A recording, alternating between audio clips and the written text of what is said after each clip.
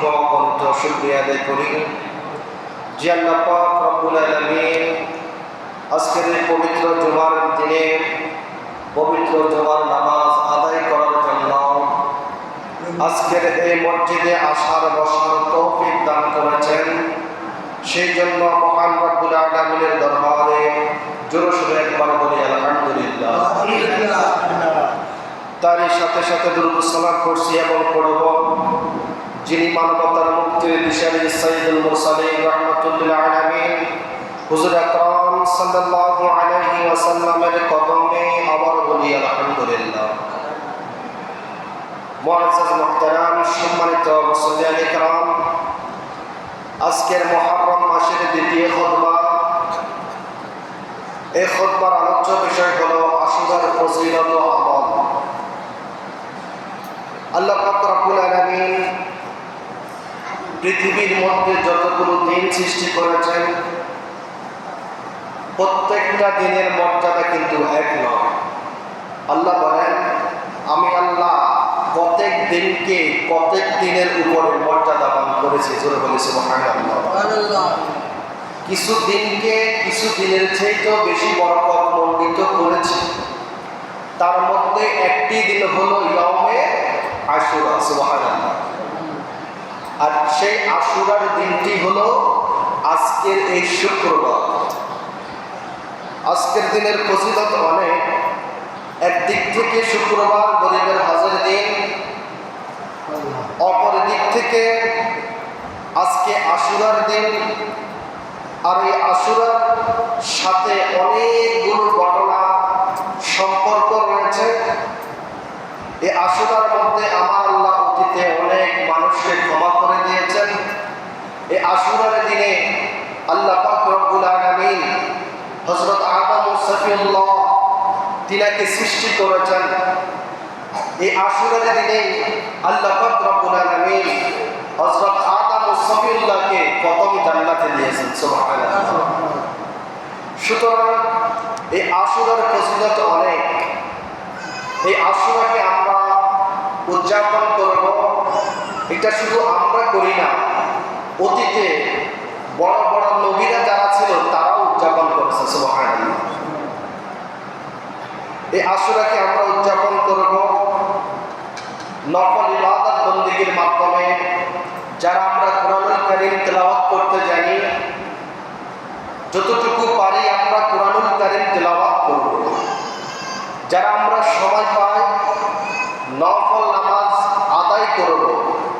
যাদের আমাদের আল্লাহ কিছু ধন সম্পদ দিয়েছে অথবা সাধ্য অনুযায়ী যতটুকু সম্পদ দিয়েছে তার থেকে কিছু খরচ করব, ক্ষুধার্তকে খাদ্য দিব। যারা জামা কাপড় পরিধান করার ক্ষমতা রাখে না তাদেরকে আমরা জামা কাপড় দিব, অর্থাৎ ফি সাবিলিল্লাহ। যে আমলগুলো করলে আমার আল্লাহ খুশি হয় ওই আমলগুলোই আমরা এই রাতে করার চেষ্টা করব। হয়তো এই চেষ্টার কারণেই আল্লাহ আমার আপনার তওবা কবুল করবেন। জোরে বলি সুবহানাল্লাহ। আর আমরা যারা আছি ফ্যামিলির জন্য যথাসাধ্য চেষ্টা করব ভালো খাবারের জন্য, ভালো খাবারের আয়োজন করার জন্য। ফ্যামিলি যেন, ছেলে মেয়ে যেন জানতে পারে এই খাবার আয়োজন করার কারণ কি। কারণ হলো আজকে হলো ইয়াউমে আশুরা। সুবহানাল্লাহ। এই আশুরার অনেক বরকত রয়েছে। ওয়া আল্লাহু তাআলা আকরামা হাযাল ইয়াউমা, আল্লাহ পাক রব্বুল আলামিন এই দিনকে সম্মানিত করেছেন আলা সাইরিল আইয়ামিল মুহাররম বিরহমাতিল ওয়াসিয়াতি ওয়া বিবারাকাতিশ শামিলাতি ওয়া বিআইজাদিহি উমুরিল মুহিম্মা। আল্লাহ পাক রব্বুল আলামিন মুহররম মাসের দিনসমূহের উপর এই দিনকে তার অপরন্ত রহমত, বরকত এবং গুরুত্বপূর্ণ বিষয় সংগঠনের মাধ্যমে সম্মানিত করেছেন। সুবহানাল্লাহ। এরপরে বলেন, মিনহা ফি হাযাল ইয়াউমা খালাকাল্লাহু তাআলা আদম। আল্লাহ বলেন এই দিনটাকে সর্বপ্রথম সম্মানিত করেছেন হযরত আদমকে সৃষ্টি করে। সুবহানাল্লাহ। এরপরে বলেন, ওয়ানাফাখা ফীহি মির রূহিহি, শুধু আদমকে সৃষ্টি করে নাই, আদমের বডিতে যখন রূহ দিয়েছিলেন সে দিনটিও ছিল আশুরার দিন। সুবহানাল্লাহ। ও আসকানাহুল জান্নাতা ও আসজুদা লাহুল মালাইকা। আল্লাহ বলেন আদম আলাইহিস সালাতু ওয়াস সালামকে এই দিনে সৃষ্টি করেছেন, এই দিনে তার বডিতে রূহ দিয়েছেন, এই দিনে আমার আল্লাহ আদমকে জান্নাতে দিয়েছিলেন। এরপরে ও আসজুদা লাহুল মালাইকা, এই দিনেই আল্লাহ পাক রব্বুল আলামিন ফেরেশতাদেরকে দিয়ে আদম আলাইহিস সালাতু ওয়াস সালামকে সিজদা করেছেন। সুবহানাল্লাহ। তাহলে কত দামি আদম, আর আমরা হলাম তার অনুসারী। আদমকে এত দাম দিয়েছেন আমার আল্লাহ, জান্নাতে বসবাস করার ব্যবস্থা করে দিয়েছিলেন। এরপর কোনো একটা কারণে গন্ধম ফল ভক্ষণ করার কারণে মা হাওয়া এবং আদম ও সফিউল্লাহকে আমার আল্লাহ পৃথিবীর জমিনে নামিয়ে দিয়েছিলেন। একজনকে এক দেশে পাঠিয়ে দিয়েছেন আমার আল্লাহ পাক রব্বুল আলামিন। তাদের পরনে কোনো জান্নাতি লেবাস রাখে নাই, উলঙ্গ অবস্থায় পৃথিবীতে প্রেরণ করেছেন। তারা গাছের পাতা লতা দিয়ে নিজেদের লজ্জাস্থান ঢাকা দিয়েছেন, বিভিন্ন শব্দ দিয়ে আল্লাহর কাছে দোয়া করেছেন, তওবা করেছেন, ক্ষমা চেয়েছেন। আমার আল্লাহ তাদেরকে ক্ষমা করে যখন কাটতে কাটতে 300 বছর পার হয়ে গেল, আল্লাহ পাক রব্বুল আলামিনের দরবারে আদম ও সফিউল্লাহ হঠাৎ করে একটা কথা ওনার মনে পড়ে গেল। আল্লাহকে ফরিয়াদ করলেন, আল্লাহ আপনি যখন আমার বডির মধ্যে রূহ মুবারক দিয়েছিলেন, তখন আমি আদম সর্বপ্রথম আরশ আজিমের দিকে তাকিয়ে দেখেছিলাম লা ইলাহা ইল্লাল্লাহু মুহাম্মাদুর রাসূলুল্লাহ। ও প্রভু, আমি তো জানি আপনি শুধু লা ইলাহা ইল্লাল্লাহ, আপনার নামের পরে যে মুহাম্মাদুর রাসূলুল্লাহ লাগানো আছে, এই নামটা কোনো যেন তেন নাম নয়, যে নামটা আপনার নামের পাশে শোভা পায়। নিশ্চয়ই এই নামটার লোক, এই নামটার ব্যক্তি আপনার কোনো একজন মর্যাদাবান বন্ধু হতে পারে। সুবহানাল্লাহ। তখন আদম বললেন, হে প্রভু, আমি এতদিন যাই ক্ষমা চেয়েছি আপনি আমাকে ক্ষমা করেন নাই, আজকে অন্তত আপনার নামের পাশে যে নামটা শোভা পেয়েছে ওই নামের উসিলায় আমি আদমকে ক্ষমা করে দেন। সুবহানাল্লাহ। তখন আমার আল্লাহ আদমের তওবা কবুল করেছেন, আদমকে ক্ষমা করে দিয়েছেন। যখনই তওবা কবুল হলো, সাথে সাথে পিছন দিকে ফিরে মা হাওয়াকে দেখতে পেলেন। সুবহানাল্লাহ। তখনই তাদের মিলন হয়ে গেল। সুতরাং যারা আল্লাহর নবীর উম্মত ছিল না, একজন নবী, তিনি একজন নবী, ওই নবী যদি আল্লাহ রসুলের উসিলা দিয়ে তওবা কবুল করা, তাহলে আমরা যদি নবীর উসিলা দিয়ে তওবা করি, আমাদের তওবা কি কবুল হবে না? আমরা তো ওই নবীর চেয়ে বেশি হকদার, আমরা তো ওই নবীর উম্মত, আরো কাছের মানুষ। আমরা যদি আল্লাহকে বলি, আল্লাহ আপনার বন্ধুর উসিলায়, আশুরার উসিলায় আমাদেরকে ক্ষমা করে দেন, আল্লাহ কি ক্ষমা করতে পারে কিনা? কথা বলেন, ক্ষমা করতে পারে কিনা? সুতরাং যদি ক্ষমা পেতে হয়, আশুরার দিনে বাড়িতে থাকবেন না মসজিদে? কথা বলেন, যদি ক্ষমা পেতে হয় আশুরার দিনে কি মসজিদে আসা দরকার না বাড়িতে থাকবেন? ক্ষমা পেতে হলে এই মসজিদে আসতে হবে, যথাসাধ্য ইবাদত করতে হবে, ইবাদত অনুযায়ী আল্লাহর কাছে তওবা করবেন। একবার তওবা করবেন যখন ক্ষমা করে নাই, বারবার তওবা করবেন। তওবার দুয়ার থেকে কখনো নিরাশ হওয়া যাবে। আল্লাহ পাক রব্বুল আলামিন আমাদেরকে কবুল করুন, সবাই বলি আমিন। এরপর আশুরার দিন কি হয়েছিল? হুজুর বলেন, ও আনজানু আন, আল্লাহ রাব্বুল আলামিন হাবিব বলেন, ওমান আমানা বিহি মিনাল গরাকিল আম্মি ওয়া আনজা মূসা কওমাহু মিন ইয়াদিহি ফিরআউনা। হুজুর বলেন, এই দিনে হযরত নূহ আলাইহিস সালাতু ওয়াস সালামের সময় যে প্লাবন হয়েছিল, গোটা পৃথিবীর মধ্যে বন্যা হয়েছিল, ওই প্লাবনের সময় আল্লাহ পাক রব্বুল আলামিন মুসা আলাইহিস সালাতু ওয়াস সালামকে নবুয়ত দিয়ে যখন পাঠিয়েছিলেন, তিনি তাম জাতিকে দাওয়াত দিতে লাগলেন। ওই জাতি মুসা আলাইহিস সালাতু ওয়াস সালামকে অ্যাভয়েড করেছিল, ওনাকে তুচ্ছ তাচ্ছিল্য করে চতুর্দিকে ছুঁড়ে মারতে লাগলো। তাদের মধ্য থেকে কিছু মানুষ আল্লাহর নবী নূহ আলাইহিস সালাতু ওয়াস সালামের দাওয়াতে সাড়া দিলেন।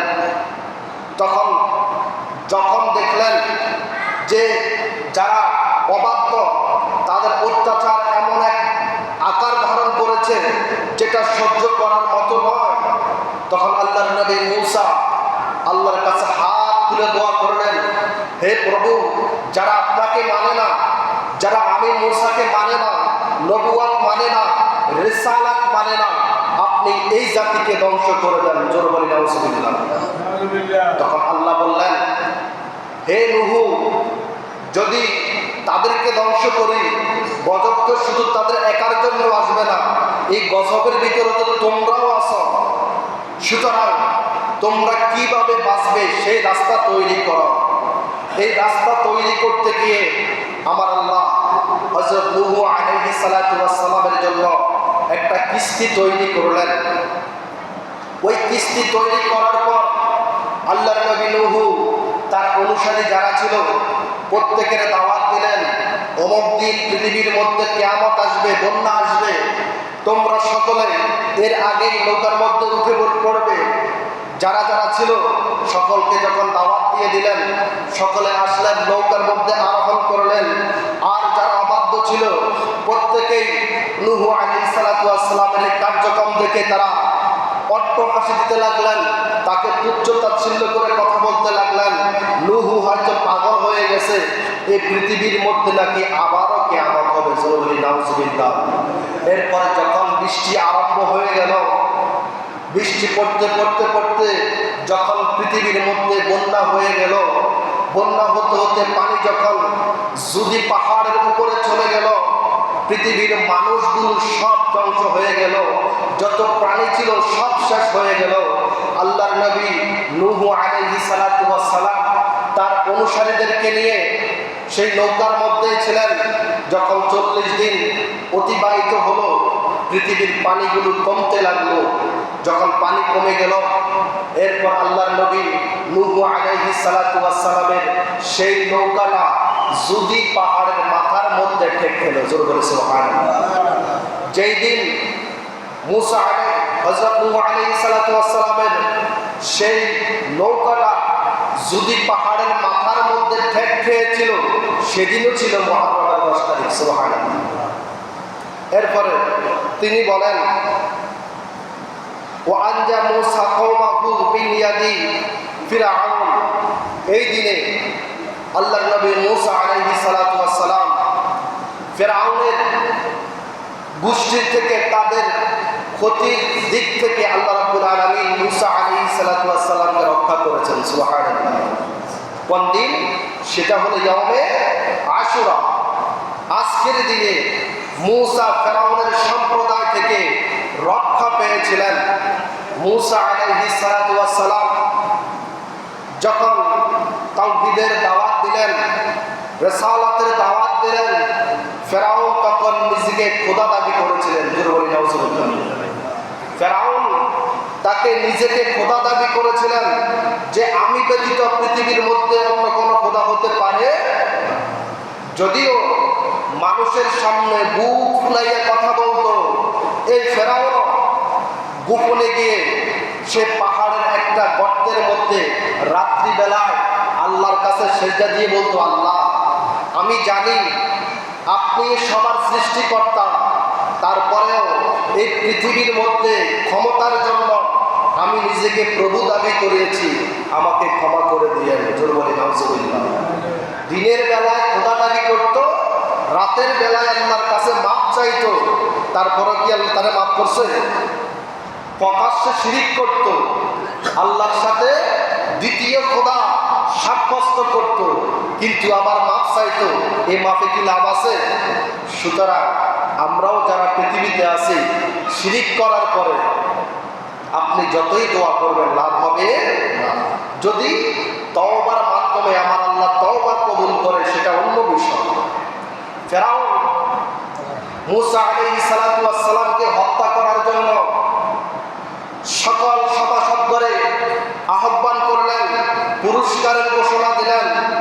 তখন মূসা আলাইহিস সালাতু ওয়াস সালাম যখন জানতে পারলেন ফেরাউন মূসা আলাইহিস সালাতু ওয়াস সালামকে হত্যা করে ফেলবে, তখন আল্লাহর নবী মূসা তার অনুসারী যারা ছিল তারা বর্তমান তাদের নাম হলো ইহুদি। কি বর্তমান যারা মূসা আলাইহিস সালাতু ওয়াস সালামের অনুসারী আছে তারা বর্তমানে পরিচিত হলো তাদের নাম ইহুদি।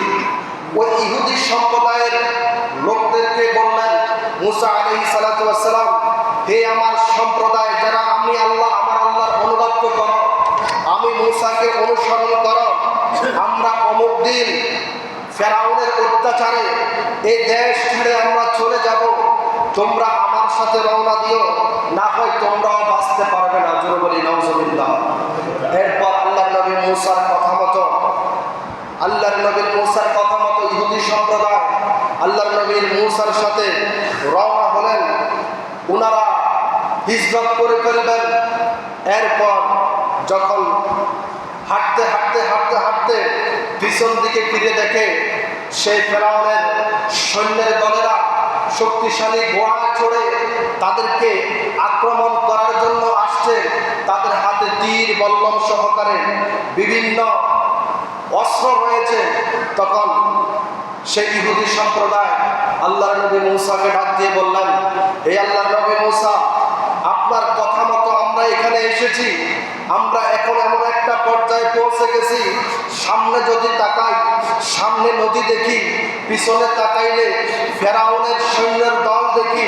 যদি পিছনের দিকে যাই তাহলে আমরা ফেরাউনের সৈন্যের তীরের আঘাতে মৃত্যুবরণ করব, সামনে গেলে আমরা নদীতে ডুবে মরব।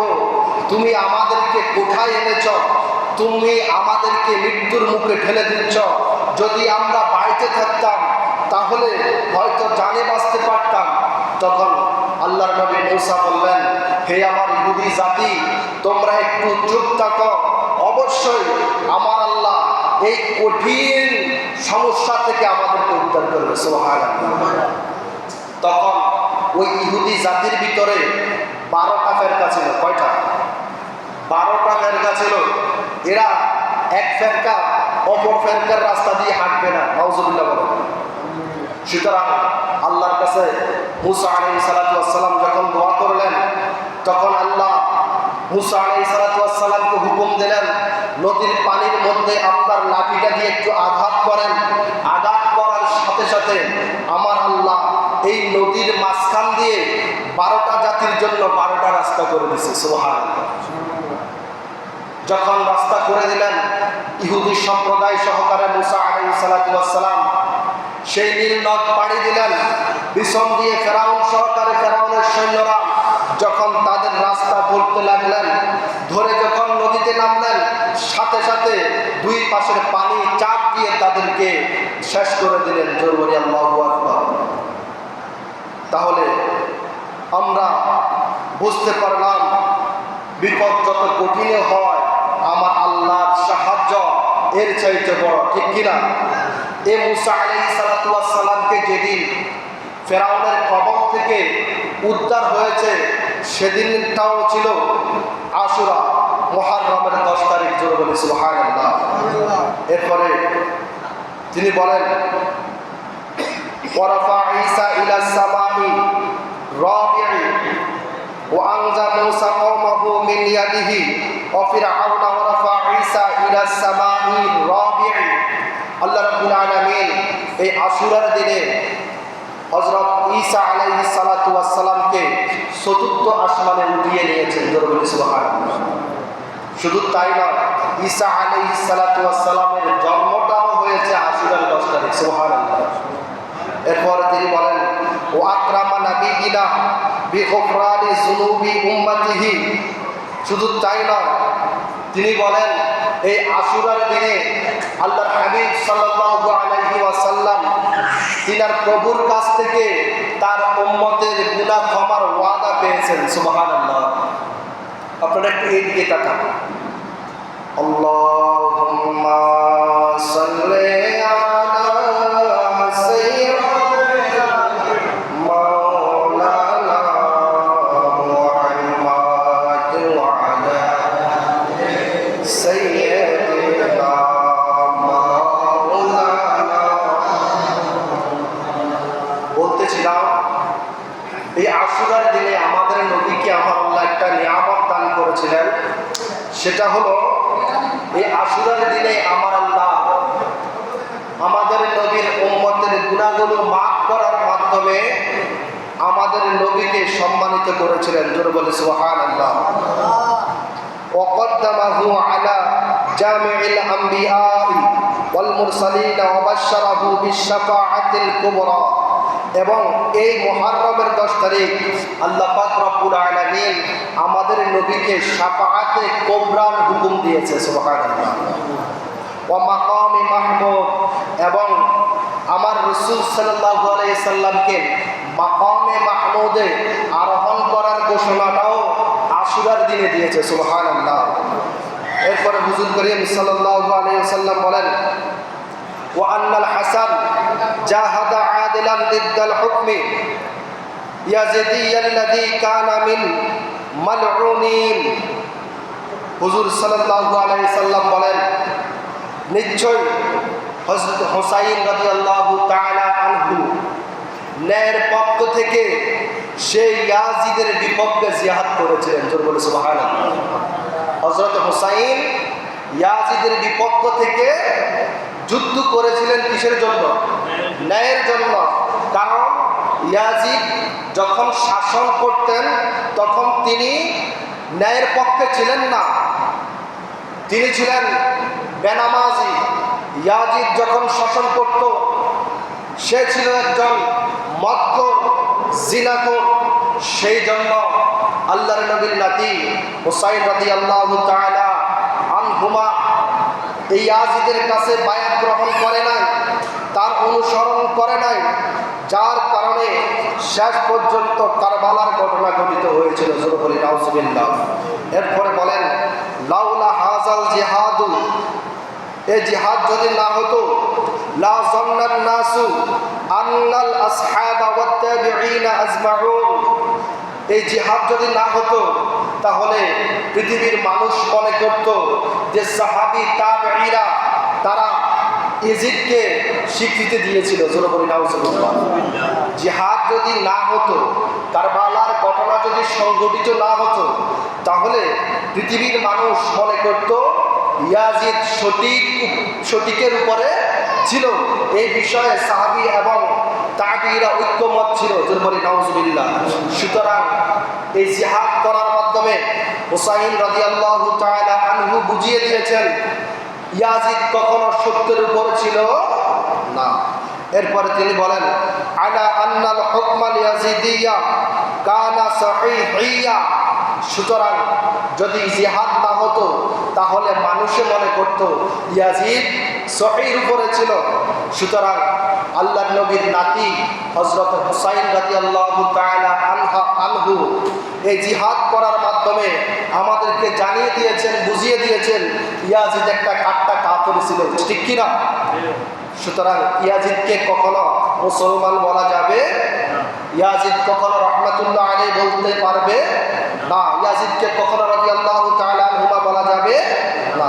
ইয়াজিদ তার এমন কিছু কর্ম ছিল যেটা কারবালার যুদ্ধের পরে তিনি সংগঠিত করেছিলেন। এক সংগঠিত হওয়ার পিছনে প্রমাণ করে যে ইয়াজিদ কখনো মুসলমান ছিল না। আল্লাহ পাক রব্বুল আলামিন আমাদেরকে বুঝার তৌফিক দান করুক, সকলে আমিন। এরপর রাসূল সাল্লাল্লাহু আলাইহি ওয়াসাল্লাম তিনি বলেন, ওয়া ইন্না ইস্তিশহাদু হুসাইন রাদিয়াল্লাহু তাআলা আনহু উসওয়াতুন হাসানাতুন লিহায়াতিনাল ইসলামিয়্যা। হুসাইন রাদিয়াল্লাহু তাআলার শাহাদাত আমাদের ইসলামের মধ্যে চিরস্মরণীয় হয়ে থাকবে। তার জিন্দেগি ইসলামের জন্য অতি উত্তম ছিল। জোরে বলি সুবহানাল্লাহ। দিনের শাহাদাত আমাদেরকে অনেক কিছু শিক্ষা দেয়। কখনো যারা জুলুম করে তাদের কাছে মাথা নত করা যাবে না। তারা জানতো হুসাইন রাদিয়াল্লাহু তাআলা আল্লাহ হাবিব সাল্লাল্লাহু আলাইহি সাল্লামের নাতি ছিলেন। তারা জানতো হুসাইন রাদিয়াল্লাহু তাআলা আনহু হযরত ফাতেমার সন্তান ছিল, আলী রাদিয়াল্লাহু তাআলার সন্তান ছিল, হুসাইন রাদিয়াল্লাহু তাআলা জান্নাতের যুবকদের সরদার ছিল। সুবহানাল্লাহ। তারপরেও তারা পৃথিবীর লোভের কারণে, ক্ষমতার জন্য তারা হুসাইন রাদিয়াল্লাহু তাআলা আনহুকে বাঁচতে দেয়। এই হুসাইন কেমন হুসাইন ছিলেন? মা ফাতেমা রাদিয়াল্লাহু তাআলা আনহু তিনার সংসারে, তিনার ঘরের মধ্যে 3 দিন পর্যন্ত কোনো খানা ছিল না। ছেলেদের হাসান হোসাইনের চেহারাগুলো কেমন জানি প্যাকাশে হয়ে যাচ্ছে। তারা কান্না করতে করতে ঘুম আসতো, আবার ঘুম থেকে উঠেই কান্না শুরু করে দিত। খিদার যন্ত্রণায় তারা সইতে পারত না। 3 দিন পর ফাতেমা আলী রাদিয়াল্লাহু তাআলাকে বললেন, হে আলী, আজকে 3 দিন হয়ে গেল, আমাদের চুলার মধ্যে এখনো আগুন জ্বলে নাই। জোরে বলে নাউজুবিল্লাহ। 3 দিন হয়ে গেল, ছেলেগুলার মুখে এক ফোঁটা পানি দেওয়ার মতো অবস্থান আমাদের নাই। 3 দিন কোনো কাজ কর্মের জোগাড় করতে না পেরে 4th দিন আলী রাদিয়াল্লাহু তাআলা আনহুকে মা ফাতেমা বললেন, হে আলী, আপনি একটু আপনার প্রতিবেশীদের কাছে যান, কিছু টাকা হাওলাত চান, হয়তো কারো দয়াও হতে পারে। তখন আলী রাদিয়াল্লাহু তাআলা আনহু ঘর থেকে বের হলেন। কারো যদি কিছু দয়া হয়, যদি আমাকে কিছু হালাত দেয়, হয়তো আজকে 4th দিন আমি আমার সন্তানদের খিদা মিটাতে পারবো। তখন আলী রাদিয়াল্লাহু তাআলা বের হয়ে গেলেন। তার প্রতিবেশী একজন ইহুদিকে বললেন, হে ভাই ইহুদি, তুমি আমাকে কিছু টাকা ধার দাও। আজ 3 দিন পর্যন্ত আমার ঘরের চুলায় আগুন জ্বলে না, আমার ছেলেগুলার চেহারা প্যাকাশে হয়ে গিয়েছে। তাদের খিদা মিটাইবার জন্য হলেও সামান্য পরিমাণ টাকা আমাকে ধার দাও। ওই ইহুদি বললেন, না, আমার কাছে আওলাদ দেওয়ার মতন এখন কোনো টাকা নাই। জোরে বলি নাউজুবিল্লাহ। তখন আলী রাদিয়াল্লাহু তাআলা নিরুপায় হয়ে বাড়িতে চলে গেলেন। যখন বাড়িতে গিয়ে দরজা নক করলেন, ফাতেমা রাদিয়াল্লাহু তাআলা আনহা ভিতর থেকে সালাম দিলেন, আসসালামু আলাইকুম ওয়া রাহমাতুল্লাহ। আলী রাদিয়াল্লাহু তাআলা সালামের উত্তর দিয়ে ঘরের মধ্যে প্রবেশ করলেন। মা ফাতেমা হাসি মুখে বললেন, আজকে কি আমার ছেলেদের জন্য কিছু এনেছেন? তখন আলী রাদিয়াল্লাহু তাআলা মুখটা, চেহারাটা কালো করে বললেন, না, আজকেও আমি কিছু আনতে পারি নাই। তখন মা ফাতেমা বললেন, হে আলী, আপনি নিরাশ হয়েন না, আপনি আমার বাবার দরবারে চলে যান, হয়তো আমার বাবা আপনার জন্য, আপনার ছেলেদের জন্য কিছুর ব্যবস্থা করবে। সুবহানাল্লাহ। আলী রাদিয়াল্লাহু তাআলা চলে গেলেন আল্লাহর নবীর দরবারে। আল্লাহর নবীর দরবারে যাওয়ার পরে বললেন, ইয়া রাসূলুল্লাহ, নবী গো, আজকে 3 দিন যাবত আমার ঘরের চুলার মধ্যে আগুন জ্বলে না, আমার ঘরের মধ্যে কোনো খানা নাই। তখন আল্লাহর নবী বললেন, হে আলী, চিন্তা করো না, তুমি অমুক জায়গায় যাও, ওখানে গেলে দেখবা ওখানে তোমার জন্য কিছু খাদ্যের ব্যবস্থা আছে। সুবহানাল্লাহ। তখন আলী রাদিয়াল্লাহু তাআলা আনহু বের হয়ে গেলেন। যে লোকেশন দিয়েছিলেন ওই লোকেশনে গিয়ে দেখে এখানে একটা মরা খাজুর গাছ ছাড়া আর কিছুই নাই। খাদ্য আসবে কোথায় থেকে? তখন আলী নিরুপায় হয়ে আবার হুজুরের দরবারে গেলেন। হুজুরকে বললেন, ইয়া রাসূলুল্লাহ, আমি যেখানে গিয়েছি ওখানে কোনো খাদ্য তো দূরের কথা, একটা মরা খাজুর গাছ ছাড়া কিছুই দেখি না। তখন হুজুর বললেন, আলী, তুমি যখন ওখানে গিয়েছিলে তখন তাকে কিছু বলছো? তখন আলী বললেন, না না, আমি তো খাদ্য না পেয়ে ফিরে এসেছি। তখন হুজুর বলেন, হে আলী, তুমি আবারও খাজুর গাছের কাছে যাও, ওখানে গিয়ে বলবা যে আমাকে রাহমাতুল লিল আলামিন পাঠিয়েছে। সুবহানাল্লাহ। তখন আলী আবার আসলেন। আলী আসার পরে ওই খাজুর গাছের নিচে দাঁড়িয়ে খাজুর গাছকে বললেন, হে খাজুর গাছ, আমি নিজ থেকে আসি নাই, আমাকে আমার নবী পাঠিয়েছে। সুতরাং আমার নবী যখন পাঠিয়েছে, আশা করি তুমি আমাকে খালি ফেরত দিবে না। তখন মুহূর্তের ভিতরে তিনি দেখলেন যে খাজুর গাছ থেকে খাজুর পড়া আরম্ভ করেছে। সুবহানাল্লাহ। যে খাজুর গাছ ছিল মরা, ফল দেওয়ার ক্ষমতা ছিল না। আল্লাহর নবী বলেছে যে, হে খাজুর গাছ, আলী বলেছেন, হে খাজুর গাছ, আমাকে আল্লাহর নবী পাঠিয়েছে। এই কথা বলার সাথে সাথে মরা খাজুর গাছ থেকে খাজুর পড়া আরম্ভ করেছে। যে খাজুর, এগুলা কোনো যেন তেন খাজুর ছিল না, সব ছিল জান্নাতি খাজুর। সুবহানাল্লাহ।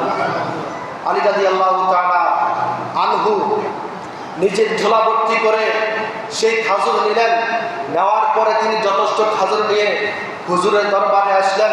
বললেন, ইয়া রাসূলুল্লাহ, নবী গো, এখন আপনার নাম বলার সাথে সাথে ওই মরা খাজুর গাছ থেকে আমার জন্য যথেষ্ট খাজুরের ব্যবস্থা হয়ে গেছে এবং এখনো ওই খাজুর গাছের আশেপাশে অনেক খাজুর পড়ে আছে। সুবহানাল্লাহ।